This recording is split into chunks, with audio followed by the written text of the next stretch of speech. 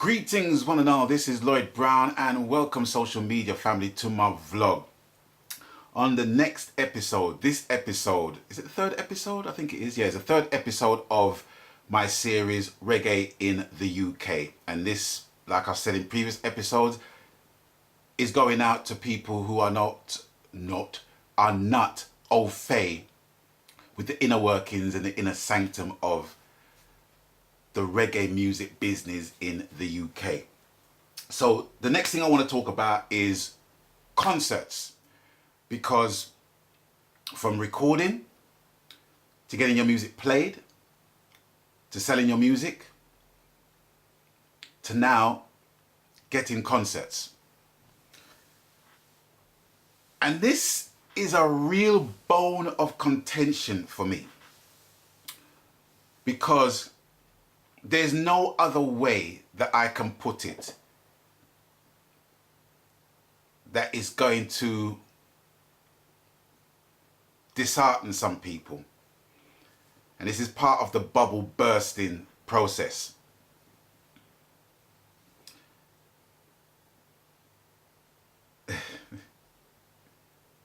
Okay, here goes.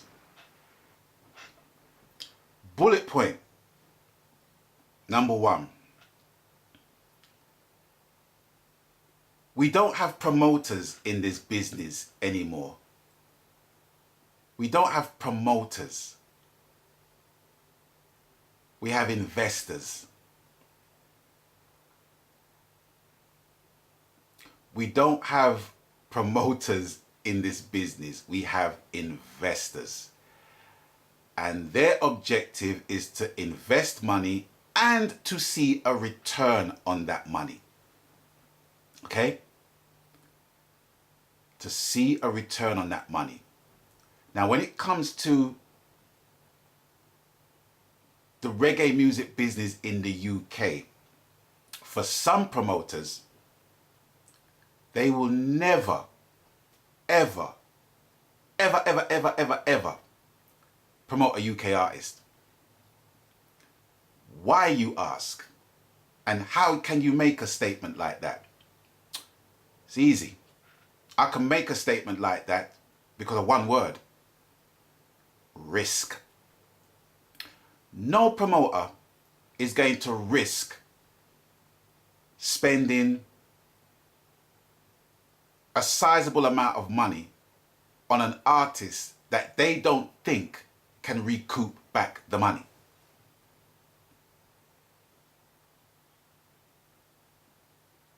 No promoter. I remember back in the day where you had some promoters who would remortgage their house to promote a show. Those days are over. They're over. Those days are done. No promoter is going to remortgage their yard to put on any show with any artist. So what's happening now is that you've got a group. You've got a promoter who's fronting the thing, and you've got like around 4 or 5 silent partners who invest money in the show or in the concert. How that money is made, I'll leave it to your imagination. But the bottom line is that they're only going to invest money in bankable artists. Okay? Now I don't business. This is I don't business. You see artists like Barry Salmond, Chronix, Morgan Heritage. In fact, any artist that comes over here and performs on a tour that fills out venues, right? Those tours, those concerts have been financed by investors that wants to see a return on their money. Simple as. And they are absolutely in their rights to do so. because it's their money. It's not my money. But it's under the banner of, it is what it is.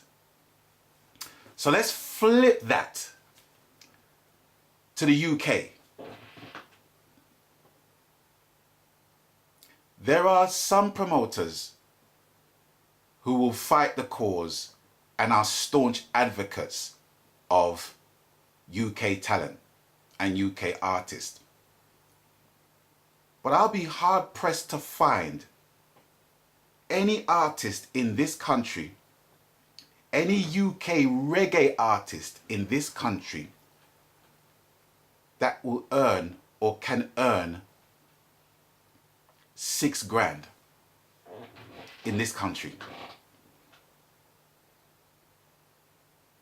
Nobody's going to say, well, yeah, I earned $6,000. Nobody's going to say that. But I've done the maths. And it's in fact, I don't even think there's one act in the UK that can charge $6,000 and get that from a promoter. Whereas our Jamaican counterparts can charge between $20,000 and at its most obscene $60,000. And it has happened. And people know the artist I'm talking about when I mention $60,000. Not one promoter is going to fork out that money. Right? But you would think in comparison with $20,000, that $6,000 is nothing, really. But the public has been conditioned in such a way where they don't deem artists worth £20. I've seen it. I've experienced that. So we have to make the best out of a bad situation.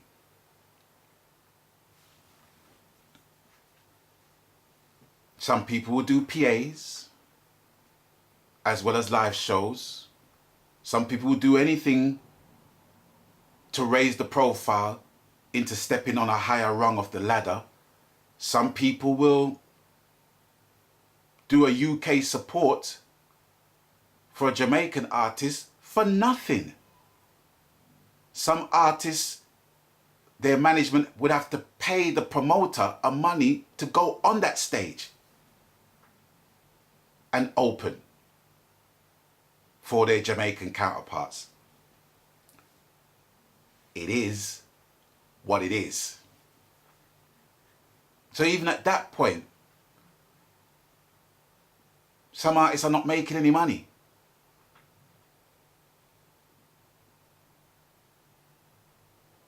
From my standpoint, I've already spent money trying to market and promote and sell my product.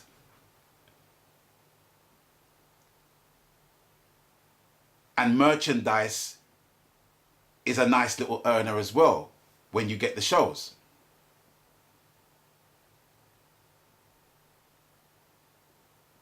So to even try and co-headline or be a support act to Jamaican counterparts is nigh on impossible, because this is another way how these promoters, investors work, right? The dates that these international artists are getting in the UK is of no coincidence.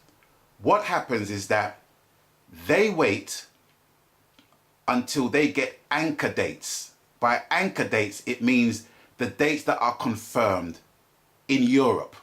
Because around this time, you will get a lot of festivals. Summer Jam, Rotterdam, all those big festivals, right? So you're going to get artists from Jamaica basically touring those places, right? When the days that they have a break are the days that these investors can basically get those artists to basically travel from France to the UK because it's cheaper than trying to get them to fly all the way from Jamaica to the UK and get all their visas sorted out. So with that in mind, they try and book them for those dates, which is basically lunch money dates because they're more or less performing on their days off, right? So it's a nice little lunch money. If you can call 20 grand lunch money, right? And that's what basically happens. So the promoter utilizes a tour that they've basically are undertaking with another tour manager or promoter in Europe and bringing them over here to do a tour where all of these investors are probably putting in 15 grand each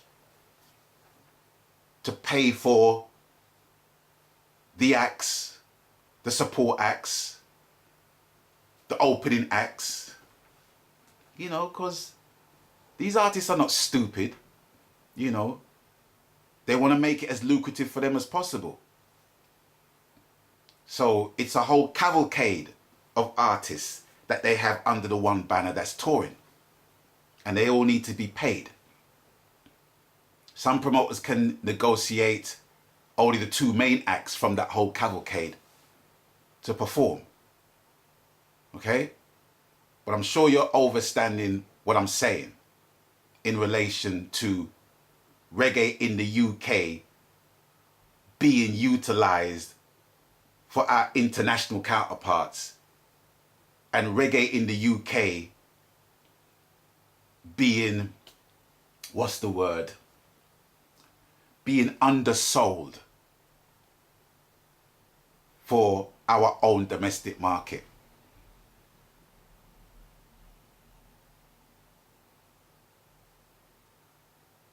So we're put in a position where we're just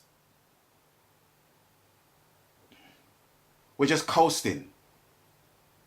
We're just coasting. You know, we're doing small venues, small shows, intimate venues, for next to peanuts. And it's not anything against the promoters in that respect, but they only have the resources they have. Like I've stated in other videos, there's no economy. So whatever is mustered to make the thing work, one can only respect that. But like I said, it is what it is, what it is. So when you basically buy a ticket for a show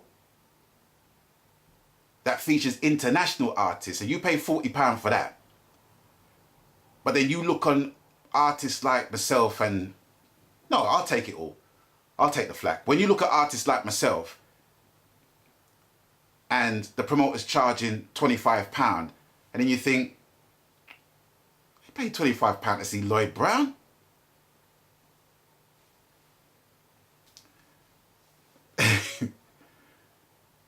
You have to ask yourself, well, why have you come to that mindset? And I've made as much hits as some of my international counterparts.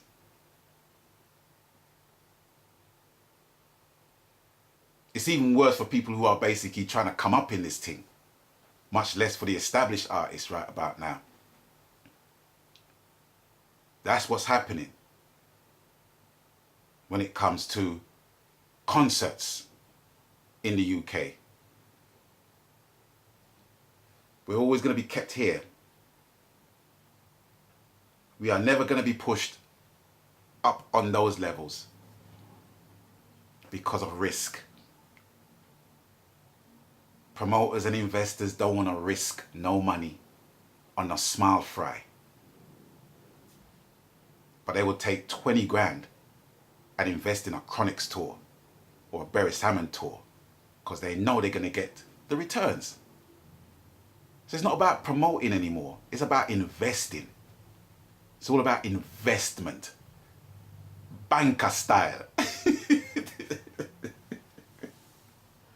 So when you buy your tickets for these shows, right, understand that that is the mentality behind it. See? Understand that. And then you understand further down why the British reggae fraternity, although we're putting out music and we're doing this and we're featuring new artists, we're in a state of flux. We're in a state of flux. Right, we're in 15 minutes. So I think I'm going to end this episode. I know it's kind of a lead balloon, in it, but it is what it is. Okay? So until I catch you on the next one, people stay blessed. My God. Oh, I didn't say, oh. You done know the coup. People, please abstain from foolishness. I'm getting things mixed up the other way around. Anyway, until I catch you on the next one, stay blessed, my God.